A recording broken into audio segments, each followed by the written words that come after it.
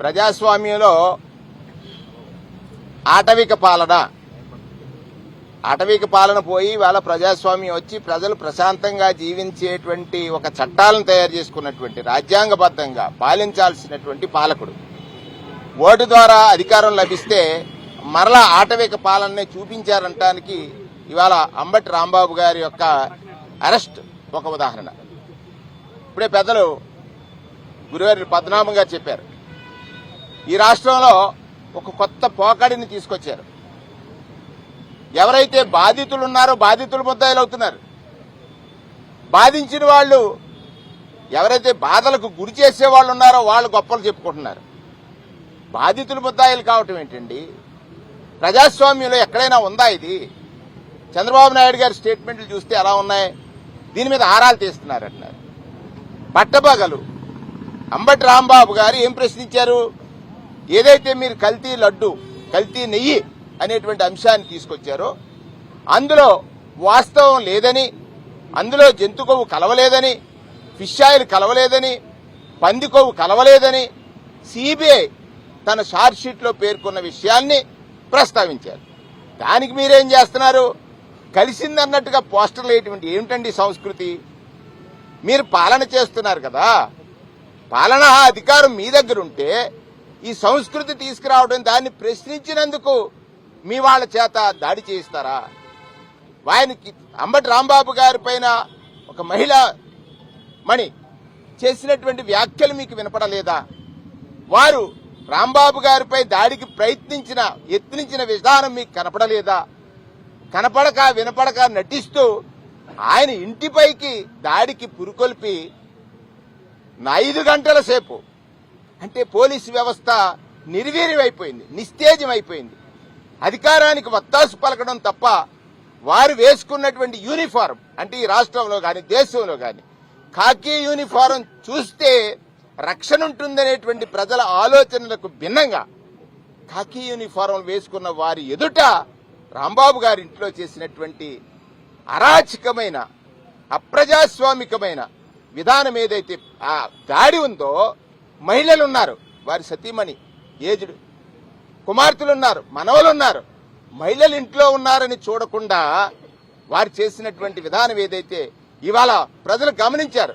నేను అడుగుతున్నాను, ఈ రాష్ట్రంలో ప్రజాస్వామ్యాన్ని నమ్మిన, ప్రజాస్వామ్యాన్ని గౌరవించే, ఈ ప్రజాస్వామ్యం నాకు హక్కులిచ్చింది, ఆ హక్కుల్ని రక్షించడానికే నేను ప్రభుత్వాన్ని ఎన్నుకున్నాను అనుకున్న వారిని కూడా అడుగుతున్నాను, అధికారం ఇస్తే ప్రజాస్వామ్యాన్ని రక్షించడానికి కాదు, వాళ్ళని రక్షించుకోవడానికి అనేటువంటి విధంగా మొన్న జరిగినటువంటి ఘటన జరిగింది.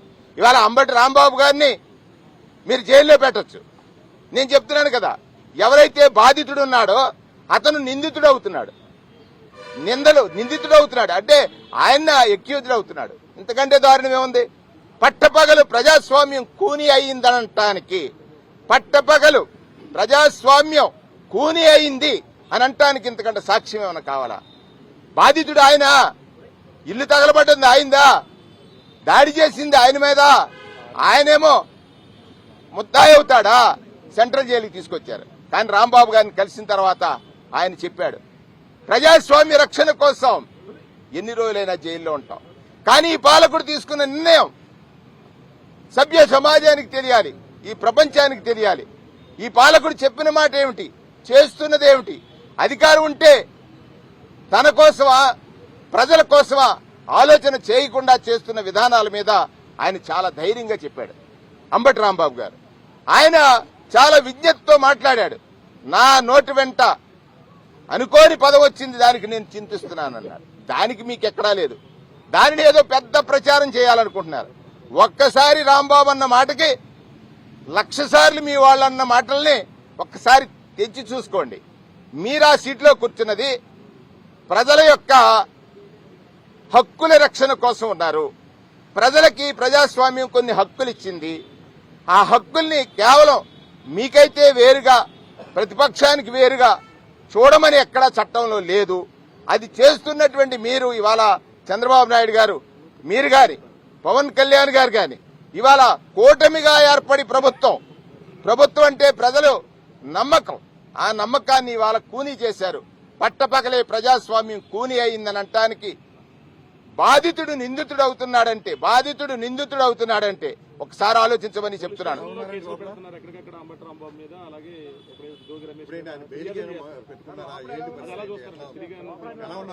ఎవరొక్కరు అడగండి. ఆయన ఆరోగ్యం బాగుంది, ఆయనకు కావాల్సిన మందులు కానీ ఆయనకు కావాల్సినటువంటి వసతులు కానీ మేము కోర్టు ద్వారా తెచ్చుకోవాల్సినటువంటి అవసరం ఉంది. ఇక్కడ వాళ్ళు ఏదైతే హింసించాలని ఒక మాన్యువల్ తయారు చేశారో, ఈ జైలు మాన్యువల్ కూడా వెరైటీగా చేశారు, అది వాళ్ళు అమలు చేస్తున్నారు. ఆ విషయం కూడా చెప్పారు ఆయన. దానికి కావాల్సిన మెడిసిన్స్ కానీ ఇవన్నీ కూడా కోర్టులో వేసి దాని ద్వారా వచ్చినప్పుడు తీసుకోవడానికి వారు తీసుకున్నారు. మెడిసిన్స్ ఆయన తెచ్చుకున్న మెడిసిన్స్ ఉన్నాయి, ఇంకా మెడిసిన్స్ ఇవ్వాలి కదా. దానికోతే ఒక మాజీ మంత్రికి ఇవ్వాల్సినటువంటి ఏ ప్రోటోకాల్స్ ని వాళ్ళు ఫాలో కావటం లేదనేటువంటిది ఆయన చెప్పినటువంటి మాట. రెండవది యాంటిసిపేటరీ బెయిల్. ఇప్పుడు ఒక కేసు పెడతానన్నప్పుడు యాంటిసిపేటరీ బెయిల్ కి అప్లై చేయడం అంటే అసలు రిమాండ్ ఇట్ సెల్ఫ్ ఏంటి, ఇప్పుడు ఆయన వేసిన రిమాండే చట్టం పరిధి విరుద్ధంగా ఉన్నదనేటువంటి ఒక వాదన ఉంది.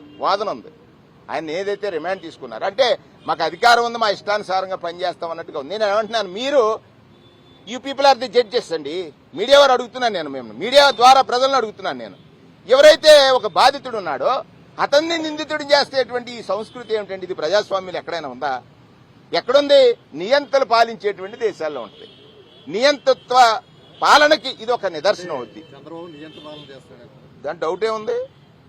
నియంత పాలన నేనంటే నియంతృత్వ దేశాల్లో జరుగుతున్న విధానాలను ఇక్కడ తీసుకొచ్చారని చెప్తున్నాను. దానిలో మీడియా మీరే జడ్జి చేయాలి. నేనెందుకు ఆ జడ్జిమెంట్ మీరేమని అడుగుతుంటే నన్ను అడుగుతున్నారు మళ్ళీ మీరు? నేను అనుకుని చెప్పాను, ఆ జడ్జిమెంట్ మీరేవాల్సింది. అంటే ప్రజల తరఫున ఒక మీడియాగా మీ బాధ్యత కూడా ఉందని అంటున్నాను. అంబటి రాంబాబు గారి ఇంటి మీదనే దాడి జరుగుతా, మరి ఆయన ముద్దాయ్యాడు. దాడి చేసిన వాళ్ళు ఎంతమంది ముద్దాయ్యారు?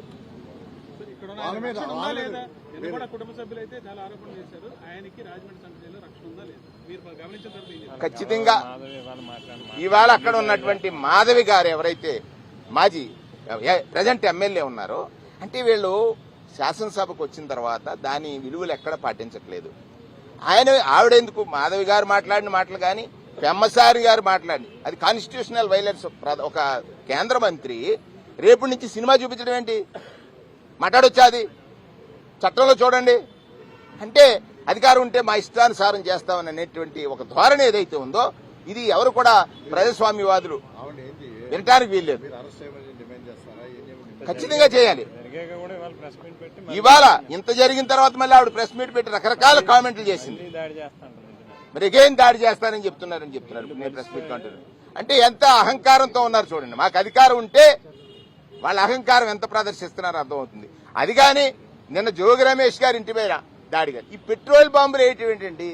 ఇది ఎక్కడ తీసుకెళ్తున్నాడు ఈ రాష్ట్రాన్ని? చంద్రబాబు నాయుడు గారు మీకు అధికారం ఇచ్చారు, మీది కదా ఫెయిల్యూరు. శాంతి భద్రతల రక్షణ ఎవరిది? ముఖ్యమంత్రిది. ఇక్కడ శాంతి భద్రతలు లేవని తెలుస్తుంది కదా. తెలుస్తున్నప్పుడు దానికి ఫెయిల్యూర్ ఎవరిది? ముఖ్యమంత్రి కదా. నైతిక బాధ్యత వహించాల్సింది ఎవరు? నైతిక బాధ్యత అనేటువంటి పదం మీద ఆయనకు ఒక గౌరవం ఉంటే వహించాల్సింది ఎవరు? ఇవాళ రాష్ట్రంలో దాడి చేసి దాడికి గురైన వాళ్ళని ముద్దాయిలుగా చేసి ఆయన చలిగోగుతున్నాడని అంటే ఇది ప్రజాస్వామ్యంలో చాలా చాలా చీకటి రోజుగా సందర్భంగా మనవి చేస్తూ ఈ విషయాన్ని ఇప్పటికే మా నాయకుడు జగన్మోహన్ రెడ్డి గారు జాతీయ స్థాయిలో ప్రస్తావన చేయడానికి వాళ్ళ పార్లమెంట్ మెంబర్లందరూ కూడా ప్లకార్డ్స్ ప్రదర్శించి జస్టిస్ కోరారు. ఈ రాష్ట్రంలో పాలన లేదు, శాంతి భద్రతలు లేవు, అధికారం ఉందనేటువంటి అహంకారంతో ప్రజల్ని ఇష్టానుసారంగా ఇబ్బందులకు గురి చేస్తున్నారనే విషయాన్ని చెప్పారు. పాలకులు కేంద్ర మంత్రి మాట్లాడిన మాటలు చూశారు. వాళ్ళు మాట్లాడినటువంటి మాటలు సినిమా చూపిస్తాం, మేము అణిచివేస్తాం. దేనికోసం? ప్రజాస్వామ్యంగా ప్రజల పక్షాన ప్రజల గొంతై అడిగే ప్రశ్నించేటువంటి ప్రతిపక్షాన్ని అణిచివేయటం ద్వారా ప్రజలకు మంచి జరుగుతుందని మీరు అనుకుంటున్నారా? అది కూడా ఒక ప్రశ్నగా ఉంది. అది చూసినాం. రేపు మళ్ళీ జగన్మోహన్ రెడ్డి గారు అంబటి రాంబాబు గారి కుటుంబాన్ని పరామర్శ చేసిన తర్వాత ఒక కార్యాచరణ చేస్తాం.